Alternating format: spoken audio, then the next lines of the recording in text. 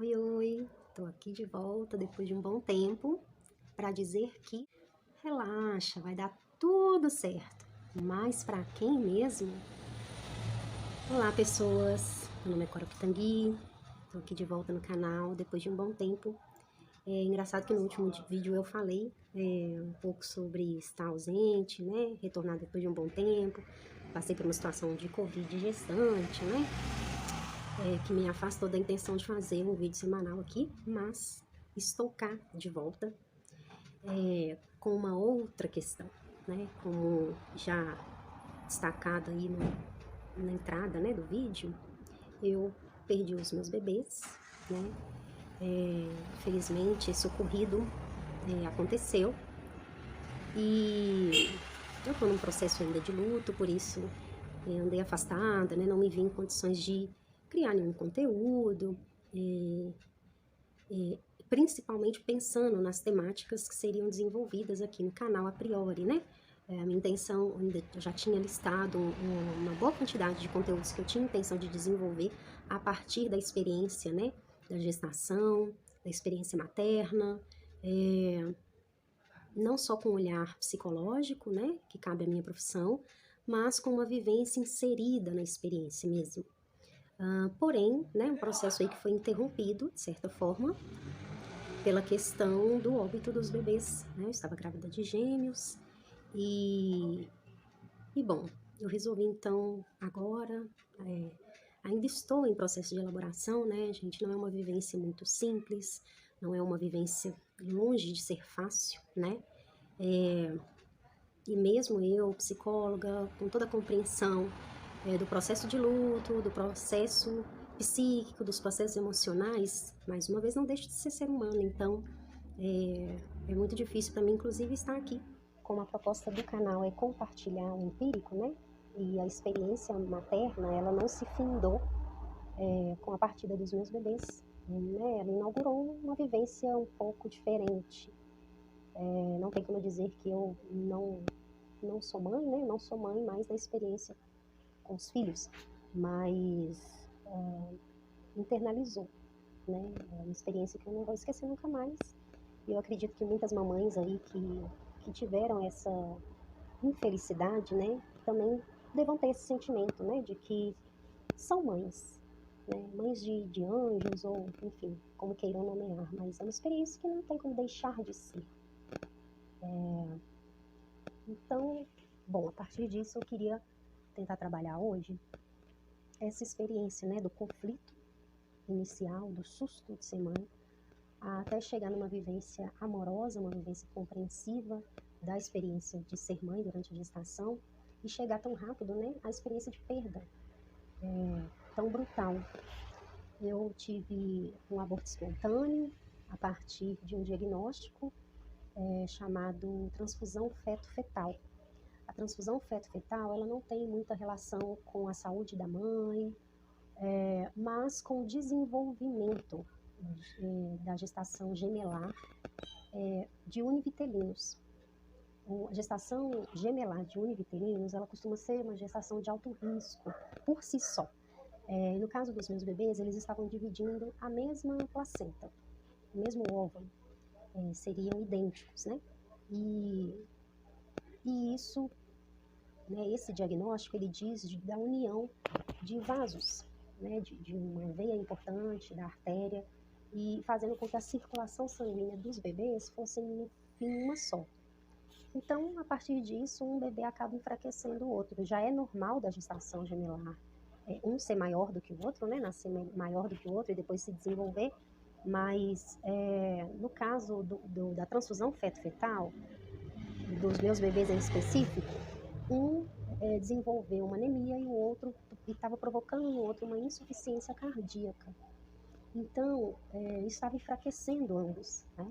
Havia uma possibilidade de intervenção médica, mas era uma intervenção médica que poderia provocar para a minha saúde um certo prejuízo pela questão de eu ter anemia falciforme, né? Seria uma cirurgia a laser para tentar dividir, né, esses vasos e dar uma chance de sobrevida aos bebês. Porém, é uma chance que não é alta, né? E o risco à minha saúde era alto, mas ainda assim foi me dado a oportunidade de escolha, né?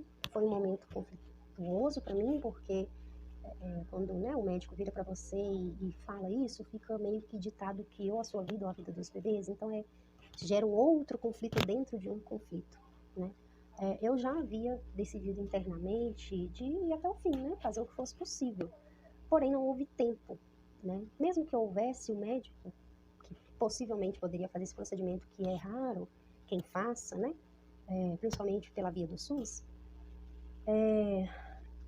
ele ainda teria que aceitar fazer, né, o procedimento devido ao risco, à minha saúde, etc. Mas não chegamos a esse ponto, né, porque os bebês eles foram enfraquecendo aos poucos e até vir ao óbito, né. Então foi num curto espaço de tempo um turbilhão de escolhas a serem feitas e sentimentos a serem vividos. Bom, dado o diagnóstico, né, no ultrassom em que a gente viu que de fato os bebês já não sobreviveriam, e após ter certeza, né, que não haveria o que ser feito, foi marcado um procedimento para que acontecesse a retirada dos fetos, e foi uma vivência muito única e muito traumática, no sentido de ser muito triste você passar por todo um processo de parto, né?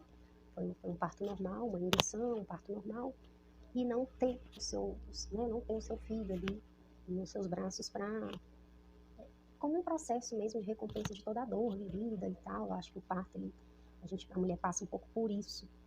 Eu, nesse período, convivi com uma outra paciente que também perdeu o seu bebê, já no processo mais avançado, e foi muito doloroso ver ela teve o filho antes de mim, né?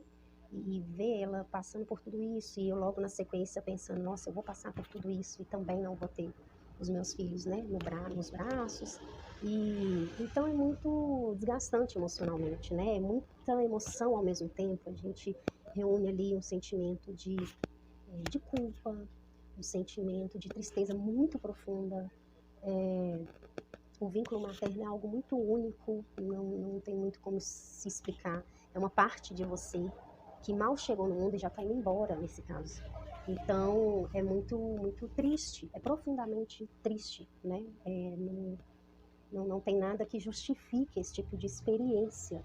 E por isso é tão difícil aceitar esse tipo de experiência, né? Por isso que esse lugar do me culpar, do me sentir culpada, de sentir raiva, eu tenho sentido muita raiva, né?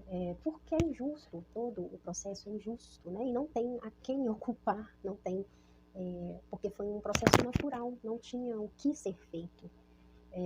Então a sensação de impotência, ela é muito latente, muito intensa, né? Acontece um pouco um mistura de sentimento de mágoa também, a gente fica magoada com aquilo que aconteceu, né? Eu me senti muito magoada com e questionando, né? Por que aconteceu isso? Por que comigo? É muito difícil, por mais que a gente tenha uma compreensão, é muito difícil fugir desses pensamentos, né? De por que comigo, né? Algo tão raro de acontecer, por que comigo? Por que dessa forma? O que que eu fiz, né? Até inclusive em relação ao vídeo, o primeiro vídeo que eu fiz aqui no canal, eu fiquei me questionando, né? Sobre se a forma com que eu enxerguei a gestação no início não foi uma certa punição, né? Pela forma com que eu enxerguei todo o processo. Mas isso tudo não justifica, não tem nada a ver, né? Foi um processo natural, foi um processo orgânico, mas como eu não tenho a quem culpar, né? As mamães aí que possam ter vivenciado isso, não tem a quem culpar, não tem o que direcionar, não tem do que sentir raiva, a gente fica procurando uma resposta, e nesse procurar uma resposta a gente acaba se culpabilizando. Mas é importante, mamães aí que vivenciaram um processo de luto tão recente, que vocês entendam que não há uma culpa, foi um fato, é uma fatalidade. Muito difícil de ser digerida, muito difícil de ser digerida, mas é uma fatalidade que gera uma tristeza muito profunda, mas que é importante que com o tempo a gente consiga não se odiar pela nossa impotência diante da fatalidade, que a gente consiga se perdoar, consiga se compreender e permitir seguir com a vida, porque não tem o que ser feito, né? Não é um sonho interrompido, mas lógico que isso vai da experiência de cada mulher em relação ao vivido. Como eu disse, um parto, né? Tem todo um processo de dor muito intenso, não é brincadeira, para você no fim não ter os seus filhos, né? No processo de luto em seus braços. Foi muito interessante a experiência na maternidade, porque é interessante ao mesmo tempo doloroso, porque eu vi outras mulheres em processo de parto e muitos gritos voltados muito para isso mesmo, né? Não aguento mais, eu não suporto mais. E quando a criança nascia, o choro de conforto da mãe, da mulher, era muito, muito interessante de perceber como que aquela criança virava uma recompensa por todo aquele processo que aquela mulher passou, de muita dor. Então, para nós mamães, né, que tivemos essa experiência com o processo de luto, de óbito, de bebê, né, uma coisa tão, tão pura, tão inocente e tão nossa, é muito interessante como é que é um pedaço da gente mesmo, assim. E aí dá para entender, passando pela experiência, como que essa ideia de vínculo materno, ela é diferente quando a gente vivencia. Quando a gente está de fora, é mais difícil de compreender, mas não deixou de ser construída, né? Eu saí de um lugar de conflito, onde eu não sabia se eu queria mesmo, como eu me localizaria nesse lugar de mãe, para um processo de criação de um vínculo amoroso. E chegar num lugar de perda desse vínculo, né? Que estava se construindo ali ainda de forma tão imatura, como que ele cresceu no processo de parto. É muito único, muito único. Eu ainda estou processando tudo isso, gente. Eu vou procurar aos poucos, à medida em que, né, todos esses sentimentos forem se organizando e se diluindo, eu vou procurar trazer referências psicológicas e conteúdos um pouco mais profundos nesse aspecto da maternidade. Mas eu queria trazer esse vídeo primeiro para, né, dar uma certa continuidade. Não pretendo parar com o canal, só vou tentar direcionar de uma outra maneira. E não vou me retratar com algumas pessoas que talvez, né, tenham tido uma má interpretação do primeiro vídeo, porque aquele primeiro vídeo foi justamente para dizer da condição da mulher, né? Não como ser mãe como algo datado, como algo, uma sentença a ser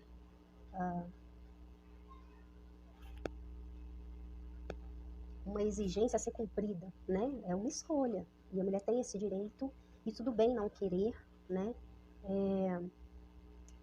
E não é uma experiência que tem que ser vivida, ela pode ser vivida, mas daí a entender que vai dar tudo certo, né?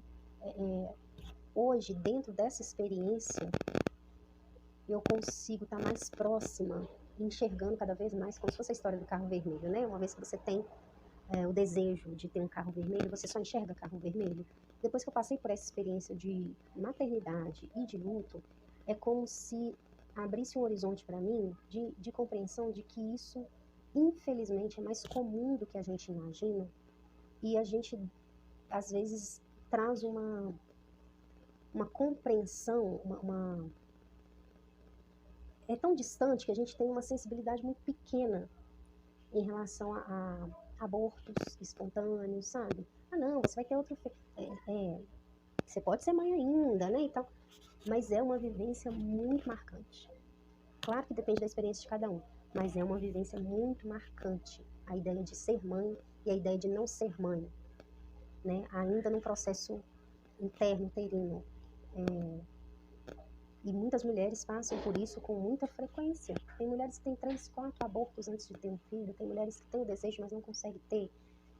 Tem mulheres que têm filhos e não têm o desejo. Então, é um assunto que passou a me interessar bastante, me despertou uma sensibilidade maior, entender que as nuances entre o primeiro dia de gestação e os 9 meses completos são inúmeras. A chance de sobrevivência de um bebê ela é muito menor do que a gente imagina. Como a gente vê que neném nascendo o tempo todo, criança nascendo o tempo todo, fulano tá grávida, fulano ganhou, fulano tá grávida, fulano nasceu. A gente não tem essa dimensão de quantas coisas podem ocorrer durante uma gestação, quantos quantas intercorrências podem ter, né? E a importância de realmente cuidar dessa mãe. Gravidez não é doença, mas é delicada, é bem próxima, né? Por essas questões, pelas inúmeras coisas que podem, né? Até viver, eu não sabia o que era transfusão feto-fetal, não sabia que os tipos de gestação gemelar, o nível, a gravidade da gestação. Então, por isso que tem profissionais direcionados para isso, né? Porque não tem como a gente dar conta de tudo. Então, vai dar tudo certo é muito amplo, é muito negligente. É bem intencionado, mas é muito negligente de tudo que pode se dar, né? Por isso a importância do cuidado, da proximidade com a experiência dessa mulher. E o vídeo que eu fiz não foi de forma alguma direcionada a dar recado para as pessoas, muito pelo contrário, foi para trabalhar essa sensibilidade nas pessoas, de entender que a experiência ela pode ser diferente para cada um, e que a gente só vai entender a partir do momento que a gente olhar para esse cada um, a partir do momento em que a gente não generaliza tanto a experiência. E é isso, dentro do possível, eu trago mais clareza, né, sobre esse processo do luto materno. No presente momento ainda não é uma coisa tão fácil de ser tratada. Eu ainda não consigo compartilhar isso de forma pessoal com as pessoas, porque mesmo entendendo que essas pessoas também se vincularam já de alguma maneira com os gêmeos, né?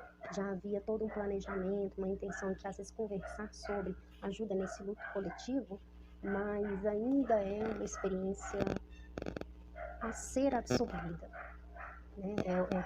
Como eu estou vivenciando ainda esse processo de luto, por isso um certo afastamento social, para que eu consiga reorganizar.